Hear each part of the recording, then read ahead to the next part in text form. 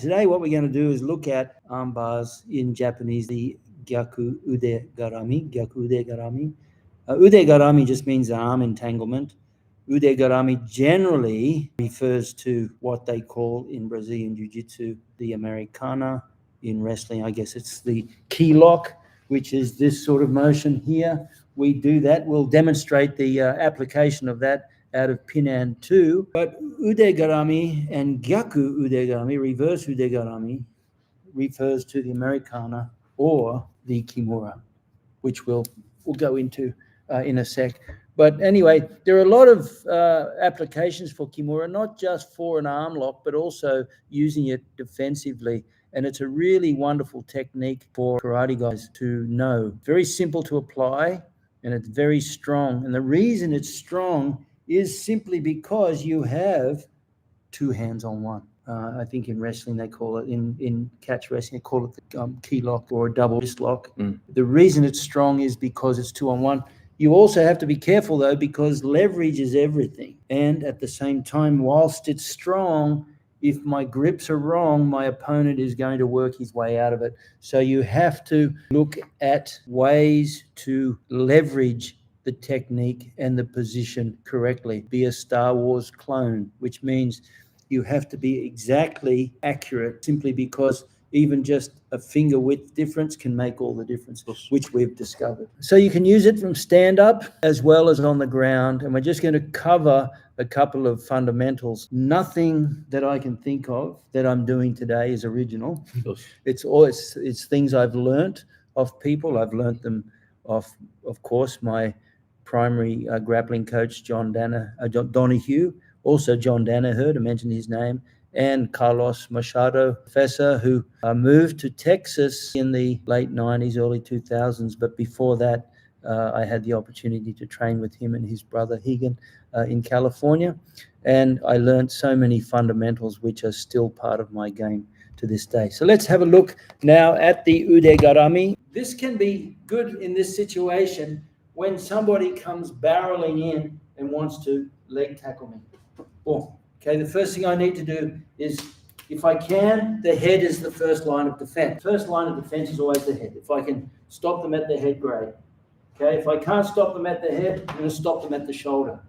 If I can't stop them at the shoulder, I'm going to stop them at the underhook. Well, this is where the Kimura can come into play, because as they come in, I hip in, and there's my Kimura. It's that simple.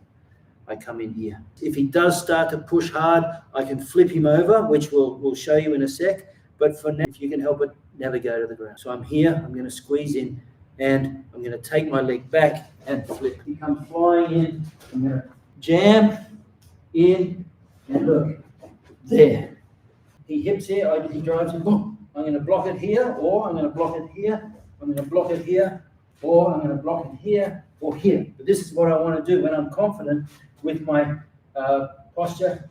1, I jam. 2, and I take the Kimura. I want to get this before I go looking for this, because if I get this and I don't have this, he's going to rip that arm out. Defend in, boom, get this first, and I make this hook over the arm strong, and then I lock the Kimura in. As he comes in, I'm going to bring this foot in, and this foot up. 1, 2. And then I'm literally going to sit straight down, in, defending, I'm pushing. I can hit there, boom, even straight out of the kata, and I hip in. This arm is everything.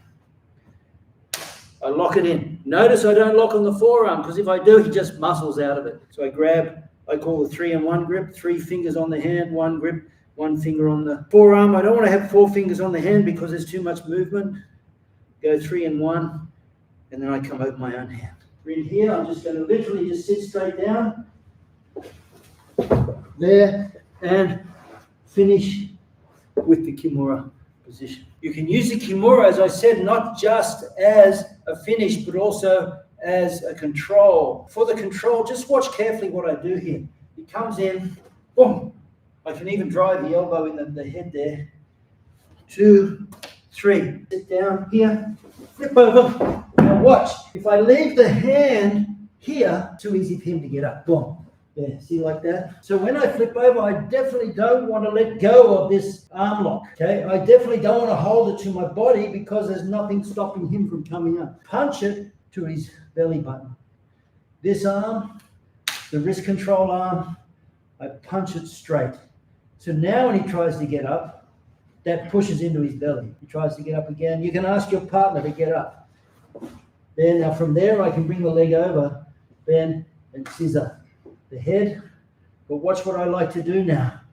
Momentum, pick it up here, across the body, and then finish with the Kimura arm lock.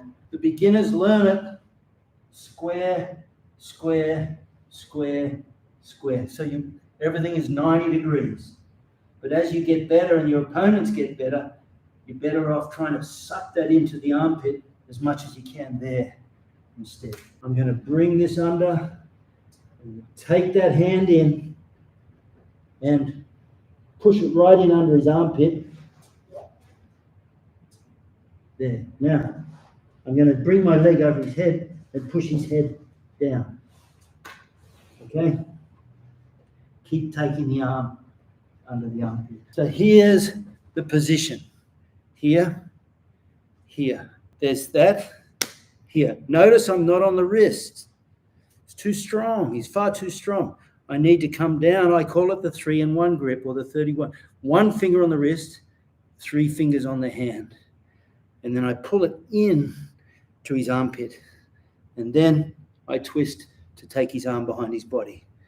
Okay? Sometimes I have to let go of this hand to do something. Don't just keep the hand here. I like to flip the hand over there. See that? Now when he tries to get his hand out, it tracks the hand. It tracks. See that? And I'm back to here. If my hand is here and he wants to get his arm out, he'll easily get it out. But if I flip the hand, the wrist over, now I have a lot more control. It's actually surprisingly effective. A way to deal with a particular defensive motion. This is something that all karate guys should learn when it comes to grappling. Here's a Kimura. Okay, I'm going to scissor his leg. If it's in a real fight, I'm not just going to scissor. I'm going to smash my knee down on his cheekbone. Okay, now to defend it, watch Mitch will do it very slowly. He bridges his hips that way and drops his elbow to the floor. Now, stay there. We'll do it this way so you can see. Here's the Kimura. He bridges his hips that way and sucks his elbow to the floor. You can practice this. I'm here. Of course, I'm only doing this leg position so you can see the reality is I'm smashing down on his face, squeezing my knees, and I'm locking this in. Now he bridges, elbows goes to the mat, boom, and that's how he gets out. Again, I'm here. This is how I practice. I can go here, and he bridges forward and takes the elbow to the mat. Having control of the inside elbow, by inside elbow I mean the elbow that's between you and your opponent. And in this case, the Kimura, that becomes the inside elbow as he hips away. Because you see that's not between us, this one will be. Okay? So, for the defensive application, here's my Kimura. He bridges his hips and sucks the elbow to the mat. One way to deal with the elbow escape means the elbow goes to the mat. I have to beat him to the mat with my own elbow. So I'm in this position. As he sucks the elbow to the mat, I beat him to the mat with my elbow. See that? I don't fight it. I don't try and keep it here. And as he goes to the mat, oh, boom. I'll break my own wrist if I don't release it. Instead, as he goes to the mat, boom, I beat him to the mat with my own elbow. And then this one comes in here. So now I have my 2 hands wrapped around my forearm, my upper arms. See that? And that locks that arm in. And you can say if he tries to get that arm out, no chance. It's very hard to get out. Okay? You lock it right in there. So the counter to that elbow escape is, as he does it, I drop my own elbow to the mat to beat him. And then I lock his arm in, elbow to elbow. Now, I squeeze it in, and there's the break.